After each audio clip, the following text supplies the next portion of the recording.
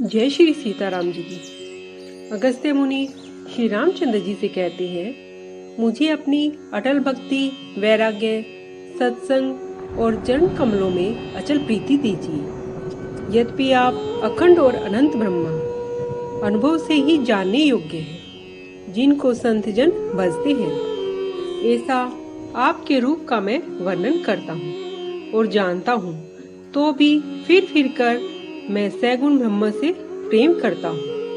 हे राम जी, आप अपने दासों को सदा बढ़ाई देते हैं, इसी से आप मुझसे पूछते हैं। हे प्रभु, एक परम मनोहर और पवित्र स्थान है, उसका नाम पंचवटी है। हे प्रभु, आप दंडक वन को पवित्र कीजिए और मुनिवर गौतम जी के कठिन शाप को दूर कीजिए। हे रघुकुल के स्वामी, आप वहां जाकर वास कीजिए और सब मुनियों पर दया कीजिए।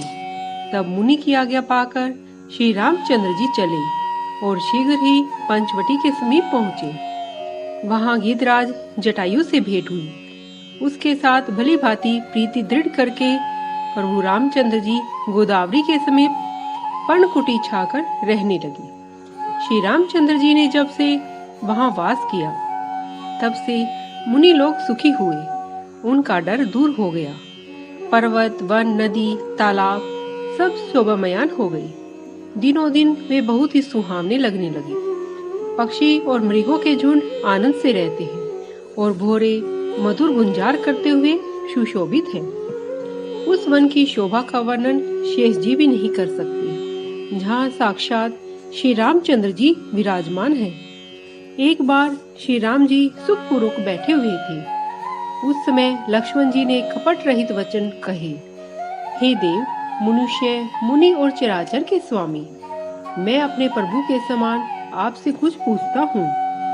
हे देव, समझाकर मुझे वही कीजिए जिससे मैं सब छोड़कर आप ही के चरण रज की सेवा करूं। ज्ञान, वैराग्य और माया का निरूपण कीजिए और उस भक्ति को कहिए जिससे आप भक्तों पर कृपा करते हैं।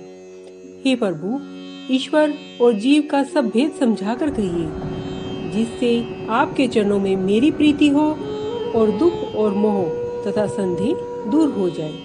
श्री रामचंद्र जी बोले, हे तात, मैं थोड़े ही समय में सब समझा कर कहता हूँ, तुम मन और चित्त लगाकर सुनो। मैं और मेरा, तू और तेरा, यही सब माया है जिसने सब जीवों को वश में कर रखा है। इंद्रियों के विषय तक वह जहाँ तक मन जाता है, वहाँ तक सब माया का जानना है। इसके भी दो भेदों को तुम सुनो, एक विद्या और दूसरी अविद्या। एक अविद्या दुष्ट और दुखदायक है, इसी के वश में होकर जीव संसार रूपी कुएं में गिरता है। और एक विद्या है जो जगत को रचती है, क्योंकि गुण उसके अधीन है। वह ईश्वर से प्रेरित है और उसमें अपना कुछ भी बल नहीं है। ज्ञान वह है जहाँ मान आदि एक भी दोष नहीं है, जो सब में समान रूप से ब्रह्म को देखता है।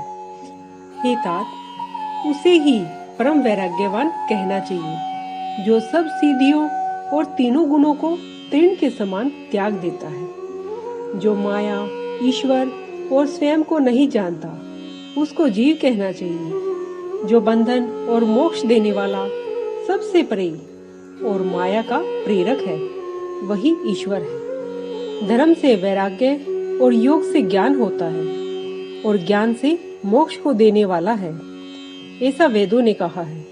हे भाई, जिससे मैं शीघ्र प्रसन्न हो जाऊं, वही मेरी भक्ति है, जो भक्तों को सुख देने वाली है।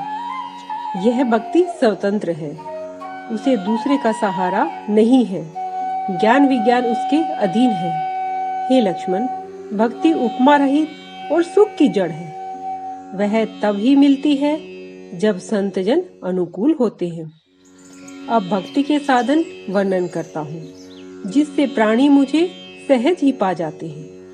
पहले तो ब्राह्मणों के चरणों में अधिक प्रीति हो और वेदों की रीति के से अपने धर्म में सब लोग लगे रहें। फिर इससे विषयों से वैराग्य होता है। तब मेरे धर्म में प्रेम उत्पन्न होता है। श्रवण आदि सब नव भक्तियां दृढ़ हो जाती हैं और मन में मेरी लीलाओं में बड़ी प्रीति बढ़ जाती है। जिसका संतों के चरणों में अधिक प्रेम हो, मन कर्म और वचन से भजन करने का पक्का नेम हो, गुरु माता पिता भाई स्वामी तथा देवता सब कुछ वो मुझको ही जाने और दृढ़ता से मेरी सेवा करे। मेरे गुण गाते हुए जिसका शरीर रोमांचित हो जाए, वाणी गदगद हो जाए और आंसू बहने लगे, काम अभिमान व पाखंड आदि जिसके चित्त में न हो, हे तात उसके वश में मैं सदा रहता हूँ। जो वचन कर्म और मन से मेरी शरण में रहते हैं और निष्काम होकर मेरा ही भजन किया करते हैं, उनके कमल रूपी हृदय में मैं सदा विश्राम करता हूँ। लक्ष्मण जी ने इस भक्ति योग को सुनकर बहुत सुख पाया और उन्होंने प्रभु के चरणों में सिर निवाया। इस प्रकार वैराग्य ज्ञान व नीति के गुणों की चर्चा करते हुए कुछ दिन बीत गए। जय श्री सीताराम जी की।